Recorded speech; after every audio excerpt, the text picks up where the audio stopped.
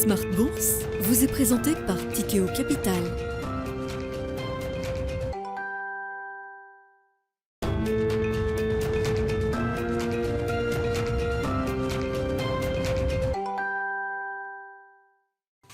Bonjour à tous et bienvenue dans Smart Bourse. Smart Bourse, votre émission bourse 2 fois par jour en direct sur Bismart à midi et demi. Tout d'abord, une demi-heure pour décrypter les marchés financiers à la mi-journée avant la grande édition du soir à 17h. Cette fois-ci, 1 heure pour revenir sur les actualités économiques, politiques, mais surtout financières et décrypter la tendance des marchés financiers. Je vous rappelle que toutes ces émissions, vous pourrez les retrouver en replay sur le site bismart.fr, mais aussi en podcast sur toutes les plateformes de podcast. Et au sommaire de cette édition, les tensions géopolitiques sont venues se rappeler au souvenir des marchés financiers ce matin avec l'explosion d'un missile hier sur le sol polonais. La Pologne qui est membre de l'OTAN, entraînant la mort de 2 personnes. Si l'origine reste pour l'heure inconnue, plusieurs chefs d'État se sont exprimés pour éviter une escalade de tensions entre l'OTAN et la Russie.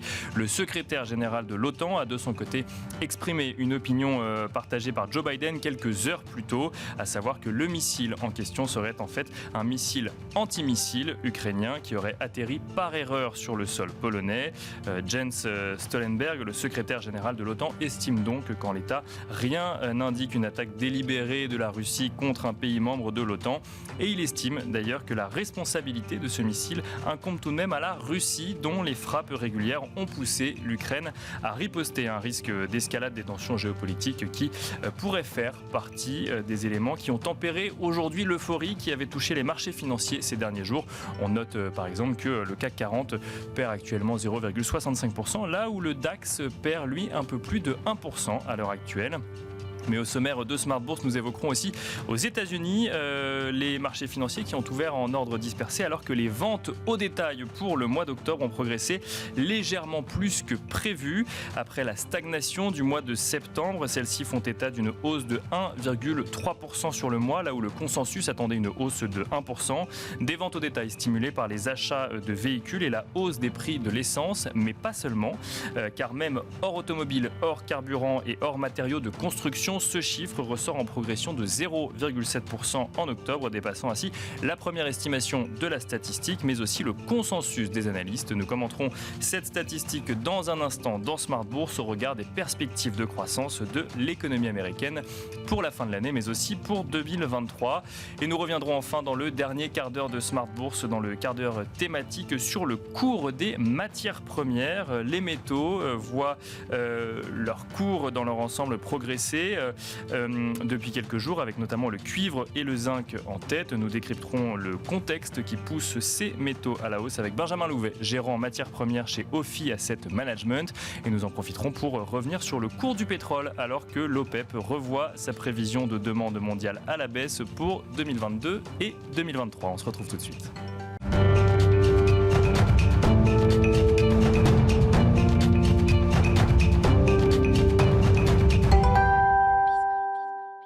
Et c'est parti pour Planète Marché, une quarantaine de minutes ensemble pour commenter l'actualité politique, économique et surtout financière. Pour nous accompagner ce soir, nous avons le plaisir d'être accompagnés par Alain Dubrul, directeur de la gestion chez Claresco. Bonjour Alain Dubrul. Bonjour Nicolas. Bienvenue sur le plateau de Smart Bourse. Nous avons également le plaisir d'être accompagnés par Paul Jackson, responsable mondial de la recherche en allocation d'actifs chez Invesco. Bonjour Paul Jackson. Bonjour Nicolas. Bienvenue sur le plateau de Smart Bourse également. Et nous accueillons Xavier de Buren, directeur adjoint de la gestion d'InnoCap Gestion. Bonjour Xavier de Buren. Bonjour Nicolas. Bienvenue également sur le plateau de Smart Bourse. On va peut-être commencer avec vous, Xavier de Buren, évoquer ce sujet géopolitique qui s'invite dans une analyse des marchés financiers. On a vu effectivement des marchés financiers tempérer leur euphorie de ces derniers jours, voire même leur rallye, si on va revenir dessus dans quelques instants. Il y a eu, j'ai envie de dire, une petite piqûre de rappel finalement des tensions géopolitiques, de la guerre en Ukraine pour les marchés financiers. Comment est-ce qu'on peut analyser ce moment, cette journée finalement, alors que le secrétaire général de l'OTAN et Joe Biden ont rassuré finalement les marchés financiers, se sont montrés très prudents sur l'origine du missile? Oui, il y a pas mal de prudence, effectivement, vous l'avez dit sur les derniers commentaires quant à l'origine de ce drame, puisqu'il y a quand même eu 2 morts. Sur les marchés financiers, c'est une piqûre de rappel, oui, mais après le tel rallye que les marchés ont enregistré depuis un mois, il me semble assez normal que ce soit des occasions pour les investisseurs de prendre des profits sur un certain nombre de valeurs qui ont vraiment très très bien performé. Je vous donne 2 exemples sur les valeurs cycliques. Une valeur comme ASML a repris 40% en un mois. C'est une méga capitalisation. Et puis, on l'a vu, d'autres titres assez cycliques comme Alstom qui ont repris aussi 40%. Donc, il y a pas mal, je pense, d'arbitrages qui se font au sein des portefeuilles. Et il faut dire qu'on a connu un rebond quasiment en ligne droite. Et donc, ces petites piqûres de rappel, que ce soit sur la guerre en Ukraine, ça pourra être sur d'autres données macroéconomiques, même si sur les données sur l'inflation, on y reviendra certainement, vont plutôt dans le bon sens. Mais voilà, je pense que c'est plutôt une prise de profit que de s'inquiéter sur une escalade de la guerre en Ukraine. Et je pense qu'un élément aussi qui peut illustrer ça, c'est qu'on n'a pas des valeurs liées à l'armement, que peuvent être Thales ou Rheinmetall en Allemagne, qui prennent 6, 8, 10%. On voit bien que c'est mesuré. Et donc, ce point d'une escalade, je pense, est à mesurer. Alors, vous mentionnez effectivement le rallye qu'ont connu les marchés actions depuis la fin du mois de septembre. Si on reste sur la zone euro, on évoquera effectivement après le chiffre de l'inflation aux États-Unis, la politique monétaire de la Fed, si tant est d'ailleurs qu'on ne l'évoque pas sur la partie zone euro. La BCE a publié sa revue de stabilité financière et dans ce qu'elle indique, elle laisse entendre que les marchés financiers sont peut-être un petit peu trop optimistes par rapport à la suite en matière d'économie sur le sol européen, avec cette idée que le scénario d'une récession au moins technique en Europe est valide à au moins 80% et que les marchés financiers n'auraient peut-être pas intégré toutes les perspectives négatives à prendre en compte pour l'économie européenne. Est-ce que là aussi, c'est une autre piqûre de rappel qu'il faut prendre en compte dans le rallye des marchés actuellement ? Malheureusement, il y a 2 vitesses. Il y a la vitesse de la BCE qui est plutôt en retard et la vitesse des marchés financiers qui sont plutôt en avance et qui anticipent. C'est là les problématiques d'un côté d'un discours et ensuite de performance. J'évoquais le rallye. Je pense qu'on a rattrapé des valorisations et des baisses qui étaient bien trop marquées, avec un scénario de récession très marqué, qui avait entraîné beaucoup de cours vraiment très très bas. Et on se rend compte finalement que d'un côté, on a du mieux du côté de l'inflation américaine, on en reviendra. Peut-être se dire que le pic de l'inflation aux États-Unis est derrière nous, qu'on est peut-être au niveau du pic aussi du resserrement monétaire aux États-Unis. À côté de ça, vous avez des données macroéconomiques qui tiennent plutôt pas mal. Et bien sûr, une BCE qui est toujours là en train de dire attention, il faut être prudent. Oui, qui n'a pas laissé pour le moment d'indice d'un potentiel pivot à venir. Il ne faut pas oublier que la banque centrale qui mène la danse, c'est la banque centrale américaine. C'est ça qu'il faut regarder et que c'est elle qui donne le là, je dirais, sur la politique économique des autres banques centrales. C'est elle qui donne le là sur les niveaux de taux globalement dans le monde occidental. Donc voilà, il faut. La Banque centrale, elle est obligée. Elle était en retard. Je vous rappelle qu'il y a encore pas très longtemps, elle disait que l'inflation était temporaire. On voit bien qu'elle ne l'est pas, que la Banque centrale européenne court un peu derrière cette inflation, et donc elle se doit de justifier ces hausses de taux qui ne sont pas terminées, c'est vrai. Maintenant, la réalité économique des entreprises montre dans leur discours, et on l'a vu lors de la publication des résultats, c'est qu'elles font face à une inflation qui ralentit. On est dans un phénomène de désinflation, c'est-à-dire qu'on voit vraiment des cours des matières premières, des cours des intrants qui sont en train de baisser, de se normaliser. Un exemple, c'est l'indice du fret à Shanghai qui est en baisse de 70% depuis le début de l'année, qui a perdu 60% sur les 3 derniers mois. Donc on voit là, ça c'était des forces très importantes qui justifiaient une hausse de l'inflation. Et aujourd'hui, sur tous ces éléments-là, le discours des sociétés disent ça ralentit, ça va mieux, les chaînes, les contraintes sur la chaîne de valeur sont en train de se normaliser. Donc c'est des éléments qui sont favorables. Donc il y a vraiment 2 vitesses. de réalité. C'est ça ce que le marché dit aujourd'hui. Donc on est sur un rallye qui pourrait aller jusqu'à la fin de l'année, selon vous, si on parle des marchés européens, mais qui sont d'ailleurs en lien évidemment avec les marchés américains. Nous, chez InnoCap, on est plutôt à prendre des profits après le très bon rallye qu'on a eu depuis un mois. On gomme, je dirais, une aberration de valorisation qui vraiment, il y a un mois, on valorisait dans le marché une récession très dure. Je pense qu'on n'est pas dans cette réalité-là. Il y a certaines valorisations de valeurs qui étaient revenues sur des niveaux des valorisations de la grande crise financière, alors que la crise actuelle, ou en tout cas la récession actuelle, est totalement différente de ce qu'on a pu voir il y a 10 ans maintenant. Et je pense que c'est surtout un retour à la sélection de valeurs où il va falloir aller chercher ces entreprises qui ont cette capacité à maintenir leur niveau de rentabilité, qui ont cette visibilité, ces entreprises qui apportent de la valeur ajoutée à leurs clients. Et c'est ça aujourd'hui qu'il faut aller chercher. On a fait le rallye, maintenant il faut se concentrer sur ces valeurs de très bonne qualité, très bien positionnées sur leur business. On y reviendra peut-être sur la façon de les sélectionner. Paul Jackson, j'ai envie de vous poser la même question, mais de manière un peu plus globale sur ce. Alors effectivement, on a évoqué avec Xavier de Buren les piqûres de rappel pour à mettre en regard effectivement du rallye de ces marchés actions. Comment est-ce que vous l'interprétez, ce rallye qu'on connaît depuis maintenant un peu plus d'un mois sur les marchés européens, mais aussi sur certains indices américains? Je crois que d'abord, on a vu des niveaux très bas dans les marchés, donc peut-être il y a eu une descente trop exagérée. Donc il y a une espèce de correction de cette tendance baissière. Mais je crois que le plus important a été, il y a quelques semaines, les chiffres sur l'inflation aux US, qui a totalement changé les donnes dans les marchés.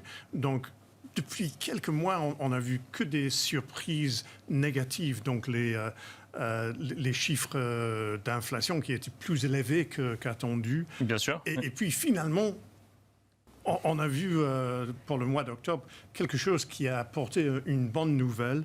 Et les marchés, ils ont hyper bien réagi. Donc, une baisse des taux longs et une reprise des marchés actions, surtout les valeurs de croissance, par exemple.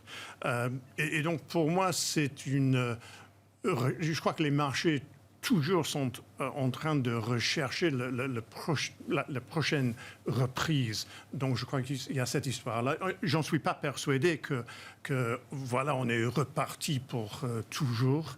Je crois qu'il y aura des descentes et puis des reprises, mais un de ces jours, peut-être assez tôt l'année prochaine, il y aura cette transition d'une régime contractionnaire dans les marchés vers un régime de relance.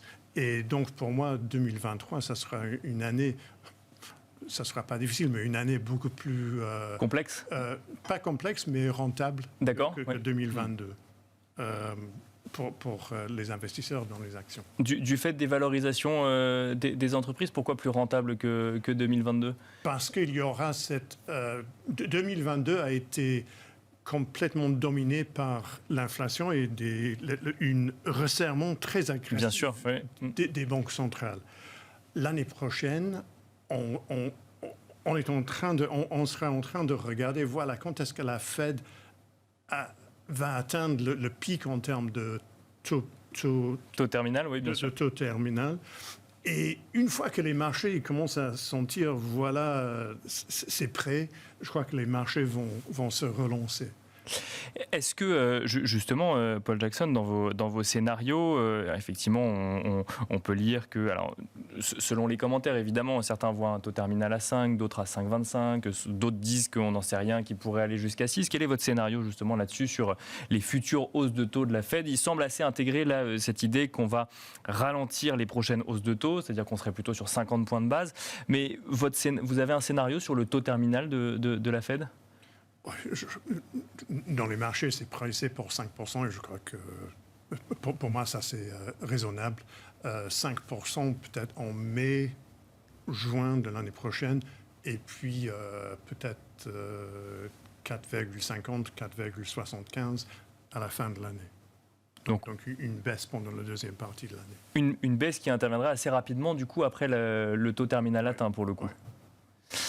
J'ai envie de vous poser la même question, Alain Dubrul, effectivement, puisqu'on en arrive, on a commencé à en parler avec Paul Jackson sur ce sujet inflation, effectivement. Donc, Paul Jackson nous l'a rappelé, on l'a découvert jeudi dernier, un chiffre qui a surpris dans le bon sens du terme, donc 7,7% au mois d'octobre aux États-Unis dans sa version globale, et qui alimente l'espoir, effectivement, de voir une Fed un petit peu moins restrictive que ce qu'on avait pu voir jusqu'alors. Les membres de la Fed eux-mêmes se sont exprimés pour dire attendez, ça n'est que le début et pour l'instant, notre stratégie n'a pas changé. Peut-être qu'on reviendra un tout petit peu effectivement sur nos prochaines hausses de taux ou qu'elles seront moins conséquentes. Comment est-ce que vous analysez Est-ce qu'on peut parler d'un nouveau chapitre qui s'ouvre actuellement sur les marchés? Non, c'est trop tôt pour le dire. Alors, on peut certainement dire qu'il y a eu un tournant, un pivot qui a été atteint parce que les marchés ont déjà monté en octobre alors que les nouvelles restaient mauvaises, mais ils cherchaient désespérément le signe que sur l'inflation, on avait atteint un petit peu ce pic.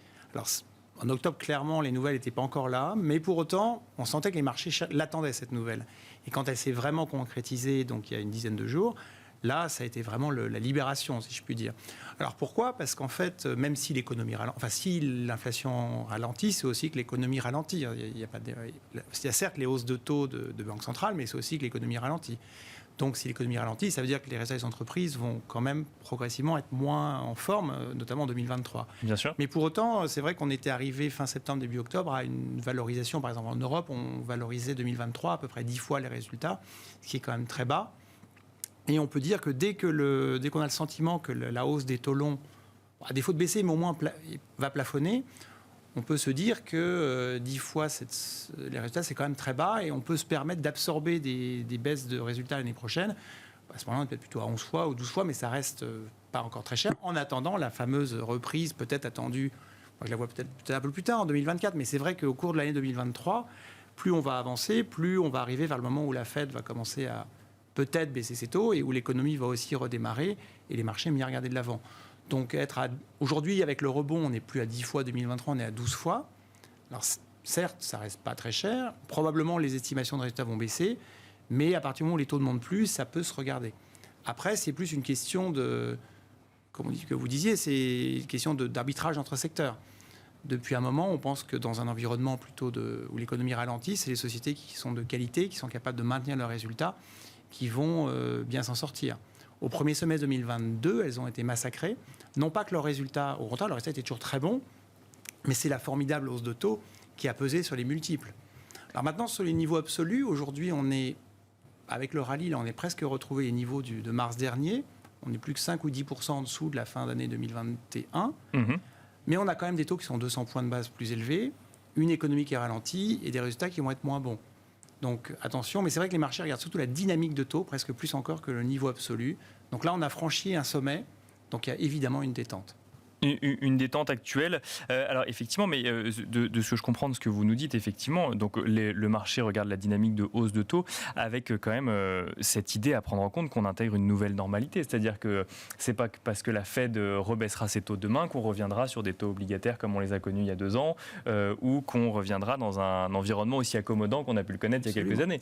C'est vrai que de ce point de vue, quand on regarde les différents secteurs, je pense qu'il y a quand même certains secteurs qui n'ont pas encore, ou même les ménages, qui n'ont pas forcément pris en compte ce que veut dire un retour à des taux un peu plus normaux. On avait quand même des taux qui étaient anormalement bas dans les dernières années. Par exemple, pour les emprunteurs immobiliers, ça veut dire qu'on n'est plus à 1%, mais on va se diriger, même si les taux s'arrêtent de monter, on va quand même aller vers du 3%. Aux États-Unis, on est à 6%, peut-être qu'on reviendra à 5% d'ici, des mortgages à 5%. C'est quand même des choses qui vont freiner la demande de logement. On voit, et ça c'est vrai en Chine, en Europe et aux États-Unis, on a un gros ralentissement sur les permis de construire et sur les projets de construction neuve qui vont immanquablement se traduire dans un ralentissement économique, au moins pour ces secteurs l'année prochaine. Donc attention.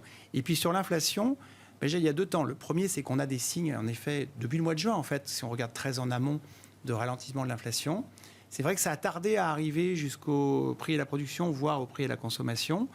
Il ne faut pas non plus s'attendre, moi je ne suis pas convaincu qu'on va retomber très vite à 2%. D'abord parce qu'il y a des effets différés. Regardez par exemple en France, l'énergie, les prix de l'électricité pour les particuliers vont monter de 15% en janvier, mais ils auraient dû en fait doubler. Donc si on retarde ces hausses, on est parti pour quand même pas mal de trimestres de hausse, même si en amont ça redescend. Et puis Mais globalement, on est quand même sur maintenant une inflation qui va être un petit peu moins violente, et ça va aider les marchés. Mais l'autre question qu'il faut se poser à moyen terme, c'est où va atterrir l'inflation. Alors en 2000, si on regarde par exemple pour l'Europe, cette année, dans l'Union européenne, on n'est pas loin de 10. Bon, la France est un peu mieux, mais sur l'année prochaine, on attend quand même 6%. Donc, certes, si ça va en décroissant... Bien sûr, par rapport à 10, complètement. Les marchés aimeront, mais le consommateur, qui finalement, en 3 ans, il aura pris entre 15 et 20% d'inflation, alors que les salaires, en 3 ans, ils vont progresser plutôt de 10%. Côté consommation, ça ne va pas l'aider à consommer malgré tout. Oui, ça, c'est qu'il ne suffit pas de revenir à 2% si jamais on est passé par des phases à plus 10 ou plus 5 l'année d'après. En fait, revenir à 2% dans 3 ans n'enlèvera pas les hausses de prix. La d'achat, elle sera quand même là. Et d'autre part, il y a des facteurs, à mon avis, qui pourraient plaider pour une inflation durablement plus élevée que 2%, notamment la transition énergétique, qui fait que même si il y avait un peu plus de gaz russe, clairement, on voit bien que maintenant, on est parti pour la transition énergétique et que l'énergie coûtera un peu plus cher à l'avenir. La relocalisation aussi, le fait d'avoir une économie plus circulaire, de dépendre moins du grand import, ça veut peut-être dire aussi plus de flexibilité, mais aussi des coûts un peu plus élevés si on produit dans sa zone. Et puis, sur le marché du travail, a priori, probablement qu'avec la récession, on va avoir un peu plus de chômage, mais pour l'instant, le marché du travail reste très tendu. Et on peut se poser la question de savoir si c'est uniquement lié à l'économie ou à un nouveau changement, un changement de comportement des ménages ou des acteurs. Et si le travail reste rare, il va rester plus cher.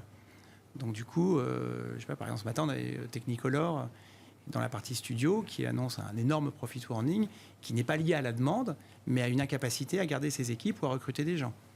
Donc si le travail reste rare, c'est potentiellement inflationniste. Donc si on arrive à terme avec une inflation qui ne redescend pas à 2, mais ne serait-ce que 3 ou 4%, ça n'empêchera pas l'économie de tourner. En revanche, pour les banques centrales, lorsqu'il va falloir baisser les taux, si la nouvelle norme c'est 3-4%, ça limite un peu le potentiel de baisse. Et puis pour les multiples de valorisation sur les marchés, ça limite aussi le rebond des multiples. Mais ça je pense, ça sera quelque chose à plus long terme. Dans l'immédiat, l'inflation ralentit. Les marchés sont contents et ça soutient, ça réduit les risques que les banques centrales en fassent trop. Et je pense qu'on est sur ce chapitre-là, pour quelques mois, on est à peu près tranquille. Je reviens sur la croissance américaine, peut-être avec vous. On va continuer avec vous, Xavier de Buren. Donc effectivement, on a beaucoup parlé d'inflation. Il y a cette idée effectivement d'agissement de la Fed en lien avec ce chiffre de l'inflation, mais également d'impact sur cette croissance américaine, avec des scénarios de récession attendus aux États-Unis ou en Europe. Mais en même temps, donc on a découvert les ventes au détail encore cet après-midi. On entend de plus en plus, où on peut lire de plus en plus d'analyses dire mais on attend tellement cette récession que finalement elle n'aura jamais été aussi bien préparée. Quel est votre scénario sur l'impact que peut avoir cette politique monétaire sur la croissance aux États-Unis en 2023 ? C'est que pour l'instant, c'est plutôt pas trop mal piloté quand on regarde. C'est ce que je disais au début sur les chiffres macro, et vous l'avez évoqué, qui sont plutôt assez bien orientés, que ce soit de la consommation, que ce soit de l'investissement. Alors effectivement, il y a des pans, on l'a évoqué, sur l'immobilier, etc., qui sont dans une forme qui sont beaucoup plus difficiles. Maintenant, je crois que tous ces pans-là, c'est plutôt de la normalisation de marchés qui avaient été exagérément... très bien orienté, dû à la politique de taux réel négatif qui était à l'œuvre depuis une dizaine d'années. De bulle, on peut utiliser ce terme-là pour parler d'immobilier ou Pour l'instant, l'atterrissage se fait plutôt sans trop de casse. Alors, tout dépend où. Chine, mais c'est plutôt bien piloté. On a un dégonflement et pas un éclatement de ces bulles pour le moment. Alors après, il y a des épiphénomènes, que ce soit les crypto-monnaies ou l'immobilier en Chine, mais c'est plutôt assez bien piloté, et c'est parce que, alors malgré des hausses de taux des marges qui sont élevées et qui se font de façon très rapide, ça passe plutôt bien. Pour revenir sur la croissance américaine, vous l'avez dit, il y avait eu pas mal de craintes dans le marché en disant attention, ça va ralentir. Ce qu'on constate, c'est que finalement, on va plutôt sur un ralentissement de la croissance aux États-Unis, plus forcément d'une récession prolongée. Et ça, c'est des éléments qui sont favorables pour les marchés américains et évidemment aussi pour les marchés européens qui sont dans l'aspiration des marchés américains. Donc, le scénario, c'est difficile de Bien sûr, se prononcer sur les États-Unis, mais encore une fois, c'est assez bien géré. Il y a, faut pas oublier l'effet dollar qui joue favorablement. On le voit, tous les touristes en Europe, une très grande majorité sont des touristes américains qui viennent profiter d'un taux de change qui est extrêmement favorable. Et qui peuvent jouer d'ailleurs sur certaines parties de l'immobilier, d'ailleurs en Europe aussi. Bien sûr, ce qui maintient sur un certain pan de l'immobilier en Europe et notamment à Paris, des niveaux de transactions qui restent élevés. Mais voilà, pour l'instant, la Fed pilote plutôt ça assez bien au vu des données macroéconomiques que l'on a. Avec cette prise de parole de Lael Brainard qui explique quand même que le sujet du marché du travail aux États-Unis est un sujet qui est quand même assez complexe à aborder dans la compréhension qu'on peut en avoir justement. Alors effectivement, on l'a évoqué rapidement avec Alain Dubrul aux États-Unis, mais aussi en Europe. Mais il y a cette donnée-là qu'il faut prendre en compte et qui risque de complexifier un petit peu le travail de la Fed sur l'année prochaine. Alors sur le marché du travail américain, ce qui est intéressant de voir, c'est que finalement, quand l'argent n'est plus gratuit, toutes les grandes sociétés tech américaines se mettent à licencier. Donc ça, c'est l'illustration de tout ce qui s'est passé depuis 10 ans, où finalement, ce sont des sociétés qui ont une croissance formidable, que ce soit en termes de chiffre d'affaires, mais aussi en termes d'employés, parce que elles pouvaient recruter des gens avec de l'argent gratuit. Et puis, voilà, quand une partie de l'équation change, à savoir cette hausse de taux, eh bien, pour la première fois, on voit tous ces grands groupes de tech américains qui se mettent à licencier. Mais c'est sûr que l'emploi est un élément fondamental dans la conduite des politiques monétaires des banques centrales, et notamment aux États-Unis, où finalement on a plusieurs forces contradictoires qui sont encore en jeu. Sur certains profils, on a un manque extrêmement criant de main-d'œuvre. On a la crise sanitaire aussi qui a fait sortir pas mal de catégories de travailleurs hors du marché du travail, parce que finalement elles ont trouvé un équilibre peut-être chez eux, différent, différent, le coût du nounou par exemple qui est élevé. Enfin voilà, il y a des arbitrages qui sont faits, et puis d'un autre côté on voit certains secteurs, comme on l'a dit, qui commencent à licencier. Donc voilà, il faut attendre que la poussière retombe un petit peu pour voir peut-être un rééquilibrage, effectivement. Voilà. Mais je pense que c'est important d'avoir en tête qu'on assiste à une normalisation d'énormément de choses aujourd'hui, et on revient finalement à la réalité, que ce soit sur des niveaux de taux qui vont se normaliser à des taux qu'on avait vus avant la grande crise financière et qui étaient plutôt sur des niveaux normatifs, une inflation qui n'est... Voilà, depuis 10 ans, on n'était plus dans la réalité, et là on revient... à des choses plus réelles. Dans une réalité dans une réalité financière plus réelle, c'est ça, quelque part, plus normative en tout cas. Plus normative. Alors, Alain Dubrul et après Paul Jackson. Un point de prudence, c'est que, en fait, vous vous souvenez, au premier semestre, la difficulté, c'était on n'arrivait pas à produire, il fallait commander énormément pour être sûr d'avoir des approvisionnements, etc. Et aujourd'hui, notamment dans l'industrie, on a encore un certain nombre de secteurs où ils sont en train de délivrer le backlog. En fait, ils avaient des tels carnets de commandes qu'ils étaient en retard, et maintenant ils le font. Alors que les futures commandes commencent à se réduire. Mais je dirais, si on prend l'activité saute, le bâtiment, c'est caricatural. C'est qu'aujourd'hui, même si on sait que l'année prochaine, ça va fortement ralentir, les chantiers sont toujours en retard, pas terminés. On n'arrive toujours pas à trouver quelqu'un pour faire son chantier. Donc, il y a un peu un paradoxe entre une activité spot qui est encore très bonne parce que on rattrape le retard. Bien sûr, donc les commandes sont là. Et une activité à moyen terme qui est beaucoup plus incertaine. Et on le voit plus généralement dans les résultats des entreprises, qui étaient très bons au deuxième trimestre. Finalement, encore, pour la plupart des entreprises, très très correctes au troisième trimestre. Alors là, sur les perspectives, on les sent un peu plus prudents, évidemment, mais pas non plus cataclysmiques, mais il y a quand même une grande incertitude. Eh bien justement, Paul Jackson, ça nous fait plusieurs sujets à évoquer ensemble. J'avais envie de vous demander tout d'abord votre scénario pour un soft landing de l'économie américaine, mais ce qui nous amènera peut-être également à parler de la saison, des résultats et de la façon dont vous la voyez. Mais d'abord, un soft landing à l'américaine, pour vous, est hautement probable aujourd'hui ? Je crois que c'est possible. Je dirais qu'il y a une probabilité de récession aux US qui est moins élevée qu'en Europe. Mais quand même, il y a certains éléments inquiétants aux US.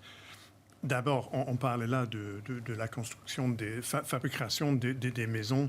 Et avant chaque récession depuis 1950, il y avait cette descente d'activité dans la construction des maisons. Et on le voit clairement aujourd'hui. Depuis quelques mois, il y a une descente assez rapide d'activité dans ce secteur. Et aujourd'hui, il vient de publier, c'est l'Association des constructeurs des maisons aux US, ils ont publié leur indice d'activité aujourd'hui qui est encore une fois à la baisse. Donc pour moi, ça c'est toujours un élément inquiétant. Ça ne nous amène pas en récession immédiatement, pas forcément immédiatement, mais très souvent, il y a une récession qui suit cette descente d'activité dans ce secteur. Deuxièmement, pour moi, la Fed a commis des erreurs depuis 30 ans. Cette erreur après erreur en soutenant les marchés financiers. Mais depuis la pandémie, il y avait clairement une erreur en étant hyper accommodant, comme la plupart des banques centrales. Et en changeant cette politique très rapidement, je crois qu'on augmente la probabilité d'un accident quelque part, soit dans l'économie, soit dans le système financier. Donc, je crois qu'aux US, ils ne sont pas sortis de l'auberge.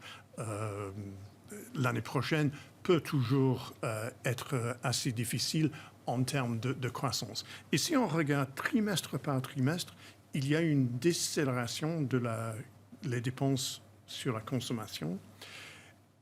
Je crois que dans les 2 derniers trimestres, il y a une descente dans les chiffres de l'investissement. Mm-hmm. Et normalement, c'est la consommation est le composant le plus important dans le PIB.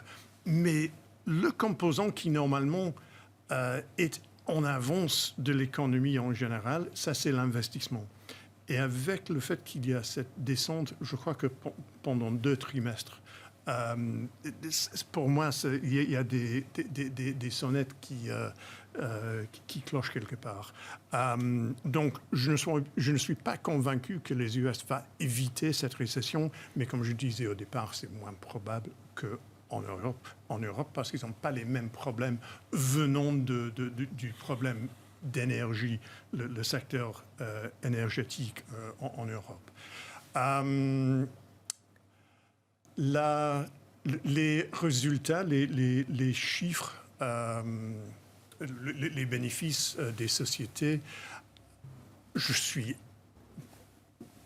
dans le monde entier, je suis très impressionné par le fait qu'on n'a pas vraiment eu une descente au niveau industriel des bénéfices. Les problèmes dans le marché actions cette année, c'était lié à l'augmentation des taux longs. Ce n'était pas du tout la descente des bénéfices, si on regarde d'une manière générale. Donc, si on arrive, et je suis convaincu qu'on arrive à un moment où les bénéfices seront à la baisse, est-ce que ça va pousser les indices vers le bas? Ça dépend, à mon avis, ça dépend de l'interaction entre la baisse des bénéfices et la baisse des taux longs. D'accord. Donc la baisse des taux longs peut faire un équilibre au fait qu'il y a cette baisse de bénéfices. Mais c'est très intéressant aux US récemment, en parlant des les grosses boîtes américaines dans le secteur technologie, c'est très intéressant les problèmes qu'ils commencent à avoir quelque part à cause de la cyclicité des dépenses sur la publicité. Et là, encore une fois, on s'est rendu compte que les dépenses sur la publicité, ils sont hyper cycliques. Et ces boîtes-là, ils commencent à en souffrir les conséquences. Les entreprises de publicité commencent à pâtir de la cyclicité des investissements en publicité, c'est ça? Non. Meta, enfin Facebook. Oui, bien sûr, bien sûr. Ouais, oui, Google, bien sûr. Sont essentiellement sur des recettes publicitaires. Oui, exactement. Et là, il y a bien sûr, oui, complètement. En particulier sur la publicité en ligne. Et on le constate aussi en Europe. Quelque part, les études Ipsos ou où la télévision, ça baisse un peu, mais c'est plutôt des modèles purs Internet qui ont vu un gros décalage sur les derniers trimestres. Alors même que c'était quand même des valeurs qui avaient très fortement progressé et très fortement performé sur les marchés financiers, justement, lors de la réouverture des économies. Paul Jackson, peut-être avant de repasser la parole à Alain Dubrulle. Oui, mais en parlant de ces sociétés comme Meta et autres, les prix sont revenus à des niveaux au même niveau qu'au début de la pandémie. Et dans le cas de Meta, c'est descendu encore plus loin que ça. Donc, ils ont souffert l'augmentation des taux longs et puis après, le problème des bénéfices qui sont décevants. Alain Dubrulle, oui. C'est aussi des problèmes de relais de croissance, quelque part. Là, on voit que ceux qui coupent, Google qui coupe, etc., c'est surtout sur les nouveaux projets. Oui, alors Meta en est l'exemple parfait, effectivement. Facebook avec le métaverse, où beaucoup, c'est peut-être très ambitieux, mais les gens s'interrogent pour savoir est-ce que tout ça va déboucher sur quelque chose. Ils ont dépensé énormément d'argent. Pour l'instant, ça n'a pas de revenus. Donc forcément, c'est plus facile de couper des choses qui ne génèrent pas encore de revenus que de tailler dans ce qui fonctionne. Donc voilà, c'est un premier élément de réponse. Et peut-être sur Facebook, il y a aussi le fait que il y a des concurrents type TikTok ou autres qui, je pense, ont pris la part de marché. Donc ça joue aussi. Enfin, c'est quelque chose qu'on voit aussi dans les plateformes les Disney+, les Netflix, etc. La concurrence arrive aussi. Oui, et une concurrence assez forte pour le coup en plus. Mais est-ce que ça, alors ça effectivement c'est les valeurs de croissance qui effectivement pâtissent un petit peu de ces résultats actuels. Mais de manière générale, cette saison des résultats qui n'est pas encore tout à fait terminée, mais quand même on commence à en avoir une belle idée. Comment est-ce que vous l'analysez, Alain Dubrulle? J'entends pas mal je lis ou j'entends pas mal d'analystes parler de résilience et en même temps il y a ce sujet de crainte pour l'avenir vis-à-vis des entreprises américaines. Dans l'absolu, enfin aux États-Unis comme en Europe, les résultats ont été plutôt bons. Je note que finalement, c'est plutôt les valeurs un peu plus petites ou qui ont parfois été ont du mal sur l'inflation. Il n'y a pas beaucoup de sociétés qui ont eu du mal avec leurs ventes à ce stade, sauf peut-être justement des modèles publicitaires, mais dans l'ensemble, les ventes étaient bonnes. Il y a certaines sociétés qui ont pu passer toutes les hausses de prix à leurs clients, d'autres pour lesquelles il y avait parfois un effet décalage, un problème d'indexation. Par exemple, là, je voyais tout à l'heure une société qui s'appelle Vestas dans les éoliennes. C'est des contrats qui ont été conclus il y a assez longtemps et à une époque où il n'était pas question d'indexer les prix sur l'inflation. Donc là, ils se sont retrouvés avec un effet de ciseau épouvantable, donc ils sont en perte cette année. Voilà. Mais dans l'ensemble, la plupart des entreprises ont bien réussi à passer l'inflation. En revanche, elles sont moins confiantes sur les perspectives moyen terme. Et je pense que là, il faut distinguer peut-être dans celles qui sont capables de tenir certains secteurs, comme le luxe, qui pour l'instant reste quand même assez confiant, même si on peut exclure que si vraiment la crise prend de l'ampleur, la consommation puisse être affectée. Et puis, toutes les thématiques associées à la transition énergétique, où là, on voit bien qu'il y a un besoin important d'accélérer le mouvement, ne serait-ce qu'avec les prix de l'énergie, le sortie du carbone, etc. Mais en même temps, un besoin en matières premières pour accélérer également. Oui, mais quelque part, c'est des secteurs où on sent qu'il y aura une volonté politique, la demande va être en forte hausse globalement. Donc typiquement des sociétés comme Schneider ou autres, on reste bien positionné dans le contexte actuel. Xavier de Buren, j'ai envie de vous poser la même question sur cette saison des résultats. Il y a un sujet qu'on n'a pas abordé encore, c'est la Chine. Je ne sais pas si on aura l'occasion de l'aborder, mais d'abord, votre analyse un petit peu, vous nous l'avez déjà un petit peu donnée, mais globalement, je vous pose la même question. Saison des résultats, est-ce qu'on peut parler de résilience ou est-ce qu'il faut plutôt s'orienter sur les craintes en matière pour l'année 2023 ou 2024 vis-à-vis de ces entreprises? Je pense qu'on arrive enfin à la saison de publication qui va vraiment faire diverger la qualité des sociétés. C'est vrai qu'au premier trimestre, on avait un peu de crainte en disant attention, la publication on risque d'avoir un impact sur les marges. On l'a pas eu. Le deuxième trimestre c'était pareil, on l'a pas eu. Les publications étaient plutôt bonnes. Troisième trimestre, les publications en Europe pour l'instant sont plutôt pas mal. C'est un peu plus mitigé, je trouve, aux États-Unis, puisqu'on a vu une révision en baisse des attentes des bénéfices par action. C'est pas encore ce qu'on constate. Alors c'est pas complètement terminé en Europe. Les attentes pour 2023, c'est en gros 4% de croissance des bénéfices par action aux États-Unis et 2% en Europe. Ça va se modifier un peu tout au long de l'année prochaine et des prochaines publications, sachant que là aussi on a des divergences qui sont extrêmement fortes puisque la plupart des révisions à la hausse des bénéfices par action sont sur le secteur bancaire et énergie, parce que les analyses sont très en retard par rapport à ça et que ces deux secteurs ont plutôt bien révisé. Et à l'inverse, les révisions négatives des bénéfices par action du consensus sont évidemment très fortes sur tout le retail et tout ce qui est exposé à la consommation. Donc, pour revenir à ce que je disais au début, c'est que je pense que la publication des 3e trimestres, c'est enfin la cloche sonne pour être de plus en plus sélectif pour le stock picking et pour aller chercher ces valeurs qui sont parfaitement intégrées sur toute leur chaîne de valeur. Ça rejoint ce que vous disiez tout à l'heure sur certaines entreprises qui n'ont pas cette capacité à répercuter la totalité de leur prix, c'est qu'elles sont mal placées, c'est qu'elles dépensent et c'est que la valeur ajoutée de leurs produits ou de leurs services ne justifie pas de pouvoir, elles ne sont pas essentielles. Donc il faut se concentrer sur ces entreprises essentielles, ces entreprises qui apportent de la valeur ajoutée à leurs clients, qui apportent d'être beaucoup plus efficaces, des solutions pour être beaucoup plus efficaces, des solutions pour gagner en productivité. Et ces entreprises-là qui vont pouvoir sortir du lot et qui ont devant eux une très bonne visibilité. Vous avez évoqué Schneider qui est un bon exemple, qui apporte des solutions aux entreprises pour moins consommer, pour être beaucoup plus efficaces. Et il y a plein de sociétés comme ça qui ont une telle part de marché ou en tout cas une telle différenciation dans leurs produits. On peut citer Lectra, on peut citer SES Imagotag notamment.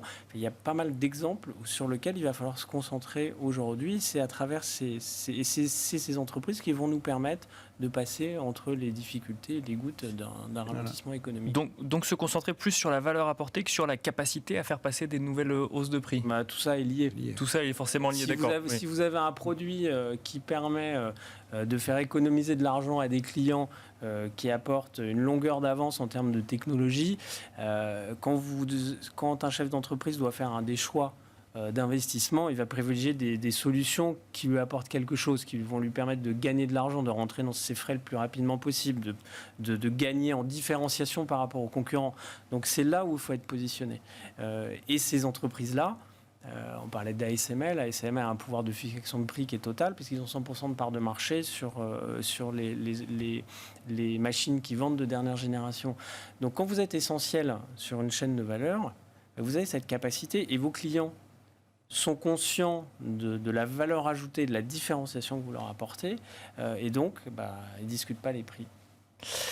On continue avec vous, Paul Jackson, de manière plus générale. Qu'est-ce que vous regardez actuellement dans le marché ? Alors c'est vrai qu'on n'a pas du tout parlé de la Chine ou autre. Qu'est-ce que vous regardez de manière générale ? En parlant de la Chine, je trouve que les valeurs chinoises sont assez bon marché. Donc pour moi, c'est un marché qui m'intéresse. Je crois que les perspectives en Chine en 2023 vont s'améliorer. Ils n'ont pas les mêmes problèmes d'inflation qu'en Europe ou aux US. Donc c'est un marché que j'aime bien. Mais je crois que dans l'ensemble, en général, c'est la descente, la rapidité de la descente de l'inflation qui sera très importante dans les mois et les trimestres à venir. Et à mon avis, il y aura une descente assez rapide. Pas forcément dans le corps, dans l'inflation corps, mais dans le headline inflation, il y aura une descente très rapide parce qu'on a eu cette baisse des prix des comos. Déjà aux US, on voit qu'il y a une décélération dans les salaires. Il y a pas mal de blocages dans le système mondial qui ont été déjà réglés. Donc pour moi, l'inflation va descendre assez rapidement. Mais oui, 2%, oui, ça sera... Donc, c'est pas pour tout de suite. C'est pas pour 2023. Pas pour 2023. Pas pour tout de suite. Alain Dubrul, même question générale. Qu'est-ce que vous regardez dans le contexte de marché actuel ? Dans ce qu'on regarde, juste pour rappeler les sociétés dont on parlait tout à l'heure, celles qui vont résister, etc., c'est celles qui ont le plus souffert boursièrement au premier semestre à cause de la hausse des taux. Donc c'est ce qui fait qu'en termes de valorisation, elles sont moins chères qu'avant, mais maintenant que les taux passent dans l'autre sens, c'est maintenant qu'elles vont exprimer tout leur potentiel, en tout cas boursièrement. Nous, on regarde aussi l'obligataire, puisque dans des portefeuilles diversifiés, jusqu'à maintenant, avec des taux qui étaient à zéro, à part les actions, finalement, il n'y a pas vraiment d'alternative. Aujourd'hui, avec le repricing qu'on a eu sur les taux, on a des taux souverains en Europe qui sont entre 2 et 3%, 4 même pour l'Italie. On a des taux dans l'investment grade qui sont entre 4 et 5, même davantage pour le high yield. Quelque part, à partir du moment où les taux ne montent plus, si on sélectionne les bons papiers, on a quand même un rendement qui n'est pas inintéressant.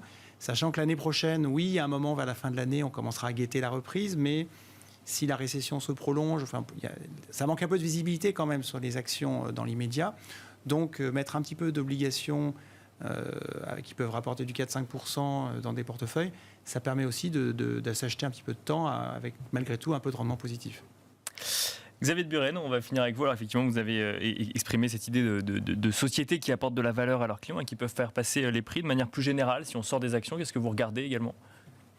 Pour revenir sur le côté obligataire qui est effectivement intéressant parce qu'on peut trouver des rendements, la difficulté c'est de trouver du papier parce que le marché est très, très asséché aujourd'hui. Donc voilà, je pense qu'il vaut mieux plutôt se concentrer ou investir à travers des fonds plutôt que d'essayer de trouver du papier, parce que là, c'est vraiment extrêmement difficile.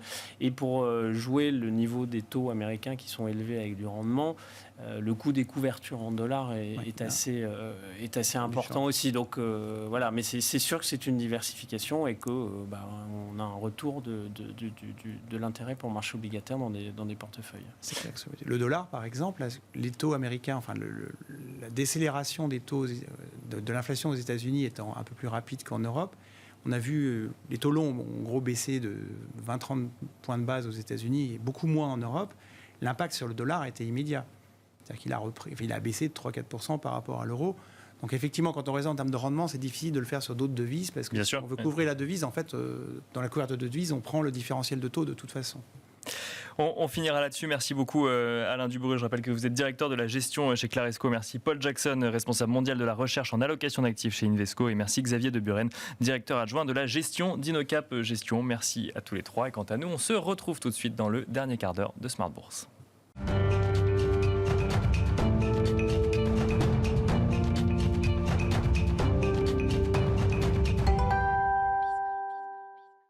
Et nous enchaînons à présent avec Marché à thème, le dernier quart d'heure thématique de Smart Bourse où nous allons nous intéresser à la hausse des cours de certaines matières premières et notamment des métaux industriels ou des métaux précieux. Nous évoquerons également le cours du pétrole. En deuxième partie de cette interview, nous avons le plaisir de recevoir sur le plateau de Smart Bourse Benjamin Louvet, gérant matières premières chez Ophi Asset Management. Bonjour Benjamin Louvet. Bonjour Nicolas. Bienvenue sur le plateau de Smart Bourse. Alors, on va commencer par ce qui se passe sur les métaux, sur les matières premières métaux, que ce soit métaux industriels ou métaux précieux, mais plutôt métaux industriels. On a vu des cours, j'allais dire rebondir, en tout cas s'envoler à la hausse pour certains d'entre eux, notamment le cuivre ou le zinc.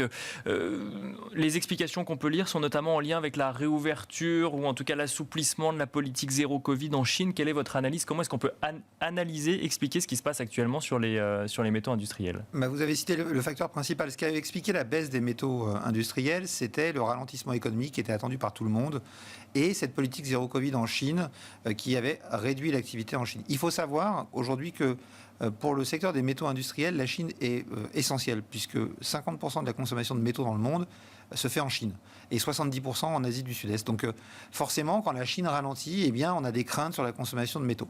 Ces craintes n'étaient pas forcément d'ailleurs très fondées parce que quand on regarde les stocks de métaux, on constate que finalement, ces stocks ont plutôt eu tendance à continuer à baisser et à arriver sur des niveaux historiquement très faibles. Pourquoi ? Parce que si ce que les analystes regardent traditionnellement en Chine, qui est le secteur de l'immobilier, a ralenti très fortement et que ça a entraîné une baisse de la consommation de certains métaux. Le cuivre, par exemple, a vu sa consommation baisser de 450 000 tonnes en Chine cette année. Dans le même temps, d'autres activités en Chine ont vu leur consommation augmenter. C'est le cas des technologies vertes, où le cuivre est très consommé.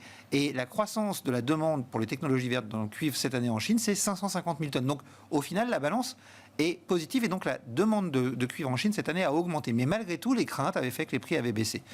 Aujourd'hui, on a des informations de plus en plus précises, comme quoi on pourrait avoir un calendrier de réouverture progressive et de fin des politiques de confinement très strictes qui sont mises en place. Et donc, évidemment, le marché est obligé d'en tenir compte parce qu'on a des marchés, je le disais, sur le marché physique qui sont tendus, des besoins énormes, des besoins à cause de la transition énergétique également, dont on sait qu'ils vont être très importants pour le secteur des métaux parce qu'on ne fait pas d'électricité avec du vent ou avec du soleil, mais avec un transformateur qui convertit l'énergie du vent ou du soleil en électricité, et que ce transformateur, il est fait principalement de métaux. Donc il y a un repositionnement qui est en train de se faire de façon assez violente. C'était d'ailleurs ce qu'on attendait chez Ophi Asset Management. On a certains métaux comme le cuivre, comme le nickel qui ont pu reprendre plus de 30% en quelques semaines. Le cuivre, le zinc ont repris plus de 20%. Donc on a vraiment un très fort rebond. Et pour nous, sauf à ce que la Chine redeviennent beaucoup plus contraignantes, c'est peut-être le début de la grande tendance que nous attendons sur les métaux industriels en raison de la transition énergétique et de la demande qu'elle va générer. Surtout qu'on n'a pas encore toutes les mesures de soutien à l'économie chinoise, mais on a notamment pu lire que le gouvernement chinois va soutenir l'accès au crédit de promoteurs en difficulté pour finir les chantiers justement. Donc là aussi, ça va impliquer une demande supplémentaire en matière de certains métaux. Exactement, vous avez tout dit. On avait eu l'impression après le congrès du Parti communiste chinois que l'économie passait un peu au second plan, et pourtant ces derniers jours on a encore annoncé des mesures de soutien aux promoteurs immobiliers, et donc tout ça amène à redonner un peu plus d'optimisme sur les matières premières, et puis ça a entraîné aussi une reprise des monnaies autres que le dollar par rapport à ce dollar. Les matières premières étant échangées en dollars au niveau international, ça a donné un peu de pouvoir d'achat aux autres pays, et donc ça a eu tendance à mettre une pression haussière sur le cours des métaux. Et donc il faut s'attendre à ce que cette pression haussière continue pour la fin de l'année 2022 et 2023. Alors, pour nous, c'est une tendance séculaire. Il y aura de la volatilité, forcément, parce qu'on a encore des craintes sur l'économie. On va probablement avoir une récession en Europe, possiblement une récession aux États-Unis, avec les banques centrales qui ont décidé de ralentir l'économie. Donc, même si l'économie chinoise est prépondérante, s'il devait y avoir un ralentissement fort dans la zone occidentale, évidemment, ça aurait un impact sur la demande. Mais la tendance, elle est séculaire sur le marché des métaux. Je vous le disais, quand on voit les volumes, l'Agence internationale de l'énergie en a parlé, la Commission européenne en a parlé, l'OCDE en a parlé, tout le monde, la Commission européenne, tout le monde se rend compte du problème qu'on a, la Banque mondiale, tout le monde se rend compte du problème qu'on a. On parle de volumes de consommation qui vont être multipliés par 30, par 20, par 40 suivant les métaux. C'est le cas pour le lithium, c'est le cas pour le cobalt, c'est le cas pour le nickel, c'est le cas pour le cuivre.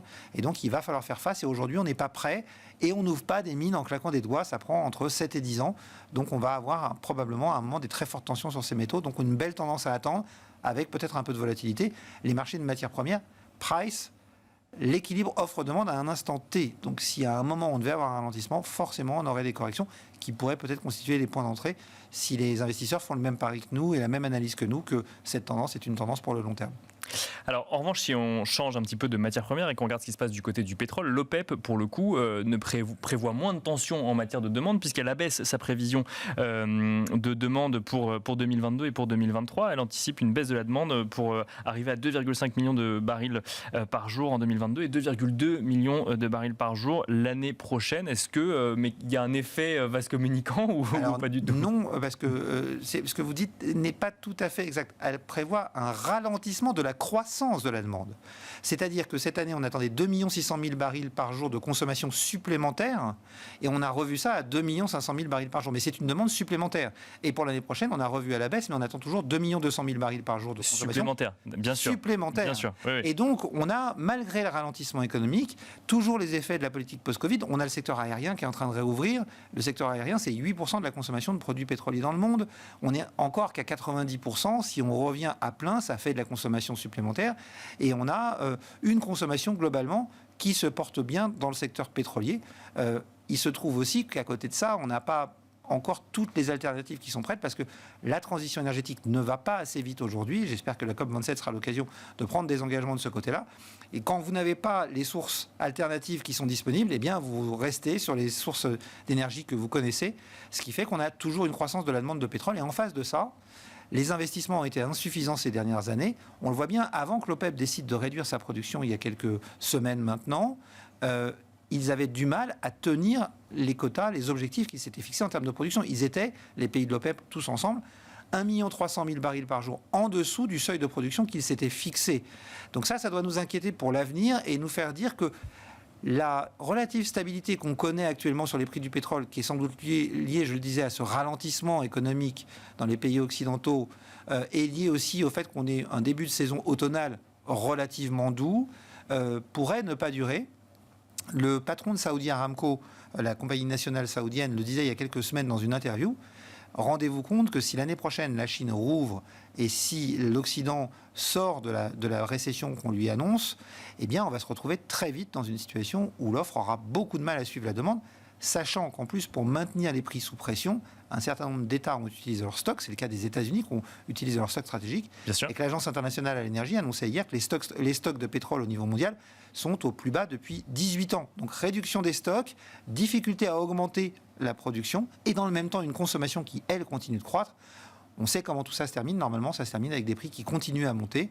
Donc il faut rapidement sortir de cette dépendance aux énergies fossiles, d'autant que je vous rappelle qu'on a un autre facteur qui va venir aggraver tout ça, c'est que normalement le 5 décembre, l'Europe entame son interdiction d'importation du pétrole russe, ce qui va encore rajouter de la pression sur le marché du pétrole. Donc ne pas trop s'emballer sur la baisse, sur la correction relative et sur la stabilité relative qu'on voit sur les prix du pétrole aujourd'hui. Mais alors, si d'un côté on a la situation telle que vous nous la décrivez en matière de pétrole et que de l'autre, effectivement, sur les énergies renouvelables, on est loin d'assumer effectivement ce qu'on ne pourrait pas, l'énergie qu'on ne pourrait pas obtenir à base de pétrole, qu'est-ce qui reste comme solution? Il faut se tourner du côté du gaz ou là aussi, pour le coup, la situation s'avère plus complexe pour les années à venir? Eh bien, on se retrouve en face d'une situation qui est très compliquée de transition. C'est quelque chose qu'on n'a jamais fait dans l'histoire, puisque jusqu'à maintenant, on a empilé les sources d'énergie.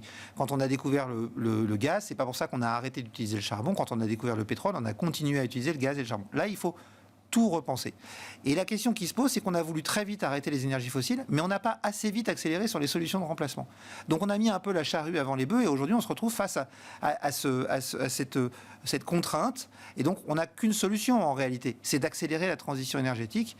Et de ce côté-là, ça devrait entraîner une très forte tension sur le prix des métaux. Tout ça pourrait entraîner notamment un regain ou un surcroît ou un maintien en tout cas de l'inflation, au-delà de ce qui est attendu pour l'instant par les banques centrales.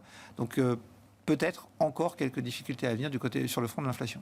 Un mot peut-être rapide du gaz. Est-ce que là aussi on s'attend potentiellement à une inflation des prix du gaz? Alors à très court terme, la situation c'est très franchement détendue. Pourquoi? Parce que je le disais, on a un début de saison automnale très, très doux, donc peut-être un peu moins de demande. On a ce ralentissement économique. On a eu aussi des fermetures d'activités compte tenu de la forte hausse de prix du gaz qu'on avait pu connaître en Europe.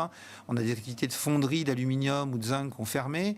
On a des activités Duralex, on en a beaucoup parlé, qui a fermé aussi une partie de ses activités à cause de la très forte hausse des prix de l'énergie. Donc on a un peu moins de consommation. Puis on avait surtout réussi à reconstituer nos stocks parce que la fermeture de l'approvisionnement en gaz russe a été très progressive.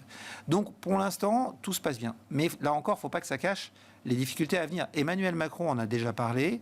L'Agence internationale de l'énergie a prévenu. L'hiver 2023-2024 sera plus dur que l'hiver 2022-2023 parce qu'on va commencer au mois d'avril la période de restockage avec plus aucun flux en provenance de la Russie. Donc il va falloir qu'on se tourne vers d'autres partenaires, essentiellement par bateau, avec du gaz naturel liquéfié. Les capacités de production de ce gaz naturel liquéfié sont limitées. Et donc on va rentrer en concurrence directe avec d'autres pays. Donc probablement qu'on pourra peut-être arriver à avoir cette quantité de gaz, mais la question c'est à quel prix. Donc probablement là aussi des inquiétudes à avoir sur le prix du gaz.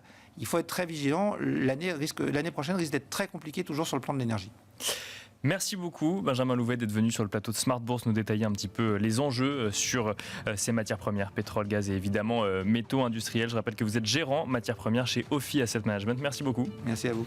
Et quant à nous, on se donne rendez-vous demain sur Bismart en direct à 12h30 pour un nouveau numéro de Smart Bourse.